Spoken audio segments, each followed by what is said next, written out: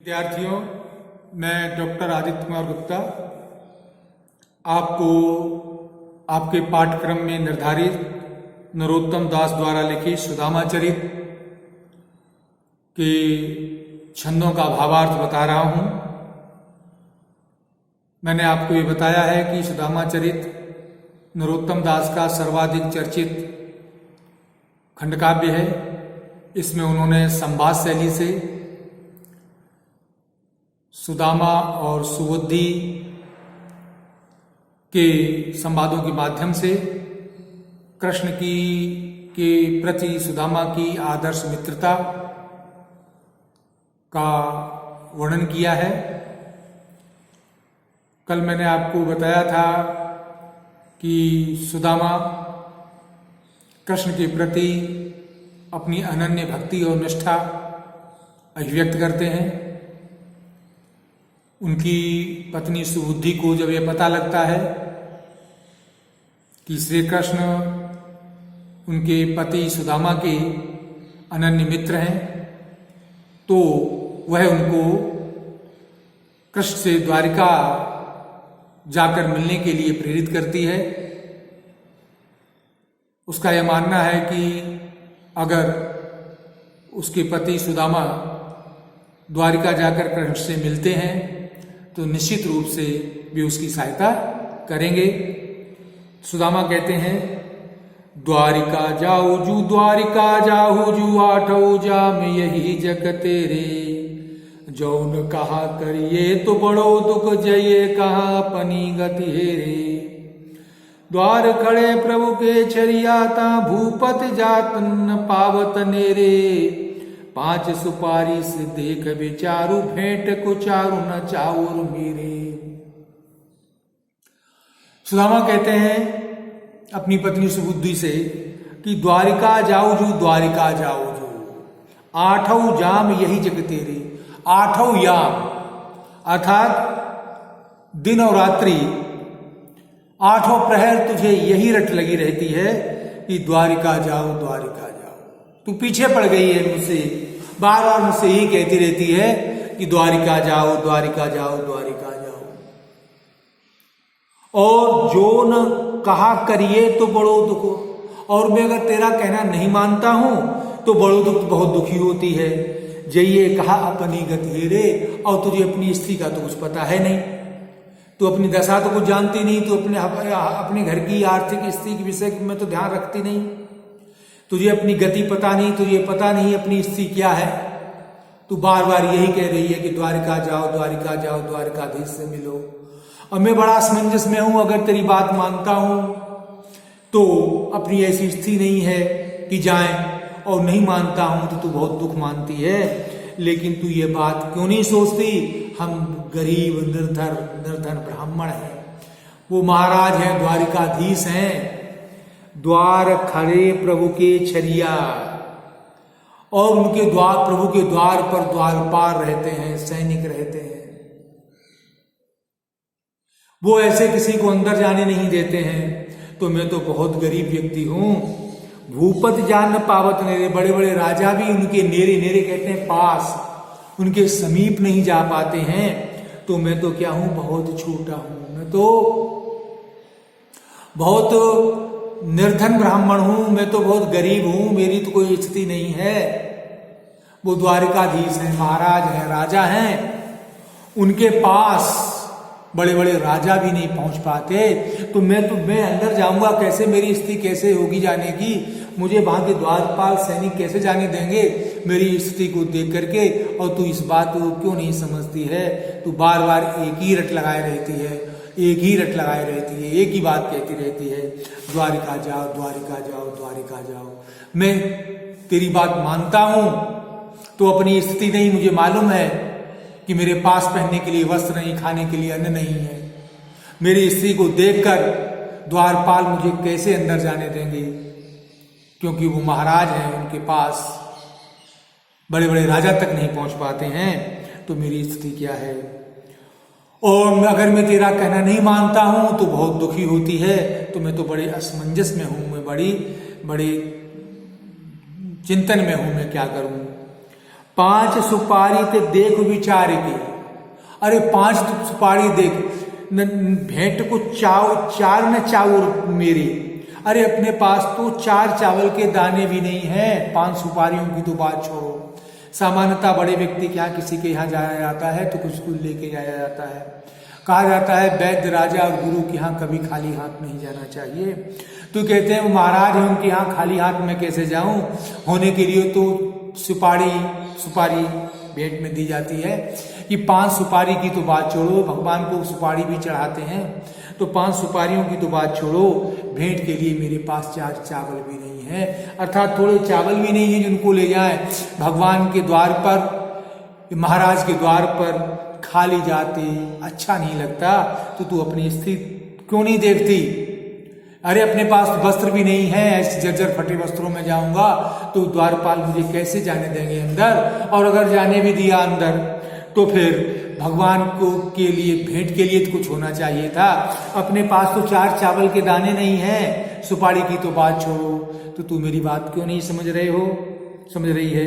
तो विद्यार्थियों, इस छंद में, इन पंक्तियों में सुदामा ने अपनी असहायता, अपनी गरीबी, अपनी स्थिति का वर्णन किया है। सामाजिक दृष्टि से देखा जाए तो सुदामा का कथन सही है, क्योंकि किसी बड़े व्यक्ति के यहाँ, किसी महाराज के यहाँ, किसी राजा के यहाँ एक सामान्य व्यक्ति का प्रवेश बड़ा कठिन होता है, और वो भी ऐसी स्थिति में जब वो निर्धन हो, उसका कोई सहायक न हो। तो ऐसी स्थिति में सुदामा कहना ये बिल्कुल ठीक है, क्योंकि सामाजिक दृष्टि से हम विचार करते हैं तो हम ऐसा ही पाते हैं। और ये बताया है कि जब भी हम किसी बड़े व्यक्ति के यहाँ, राजा महाराजा या किसी बड़े व्यक्ति के पास जाते हैं तो हाथ में हमारे कुछ न कुछ भेंट के लिए होना चाहिए। तो सुदामा कहते हैं मेरे पास तो भेंट के लिए कुछ भी नहीं है। चलिए अब हम जो दूसरा छंद पढ़ा रहे हैं उसका प्रसंग ये है कि इस बार बार पत्नी के कहने पर, और अंत में पत्नी जो है कहीं से चावल मांग के ले आती है, और सुदामा जो है द्वारका के लिए चल देते हैं। और द्वारका जाकर जब पहुंचते हैं तो उस समय का वर्णन इस छंद में है। दीठी चक चौंध गई देखत सुवर्णमयी, एक ते सरस एक द्वारिका के भवन है। पूछे बिन को कहूँ काहू सो न करे बात, देवता से बैठे सब साधी मौन है। देखत सुदा में धाये पौर जन गहे पाए, कृपा करी कहो विप्र कहा किनो गौन है। धीरज अधीर के हरन पर पीर के, बताओ बलबीर के महल यहाँ कौन है। बताओ बलबीर के महल यहाँ कौन है। विद्यार्थियों, सुदामा जी चलते चलते द्वारकापुरी पहुंच जाते हैं।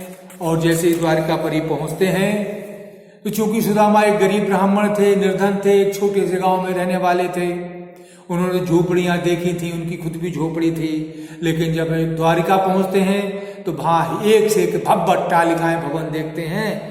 तो दीठी चक चौंध गई देखत सुवर्णमयी, सोने के बने हुए, सोने के समान चमकदार सोने के बने हुए एक ते सरस एक द्वारिका के भवन जो एक से अधिक सरस मतलब सुंदर हैं, जो सोने के बने हुए हैं, सोने स्वर्ण के समान जिनकी आभा है। ऐसे सुंदर भवनों को देखकर दीठी चक चौंध गई, सुदामा जी की निगाहें चकचौंध गई, आश्चर्यचकित हो गई। बड़ा स्वाभाविक वर्णन है, क्योंकि सुदामा ने ऐसे भवन नहीं देखे थे।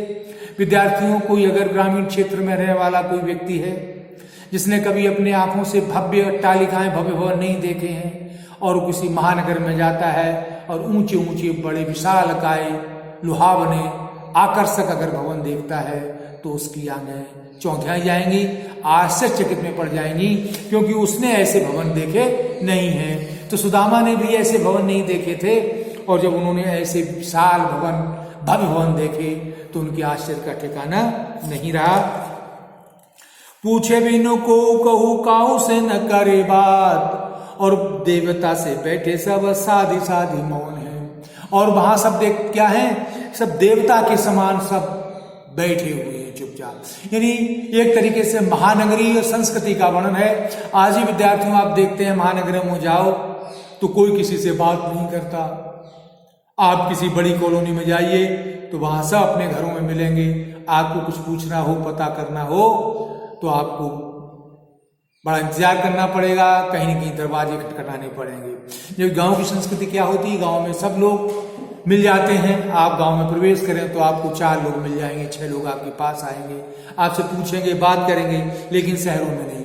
तो कहते हैं कि वो द्वारिका में सब लोग देवताओं के समान चुपचाप बैठे हुए, अर्थात उनके भव्य महल हैं और सब अपने महलों में अपने सुख शांति पूर्वक रह रही हैं। देखा तो सुदामा धाये पौरजन गए पाए। पौरजन जो नगर निवासी थे, उन्होंने देखा कोई ब्राह्मण आ रहा है, तिलकधारी है, ब्राह्मण है, तो गहे पाए तो उसके चरण स्पर्श कर उससे पूछने लगे।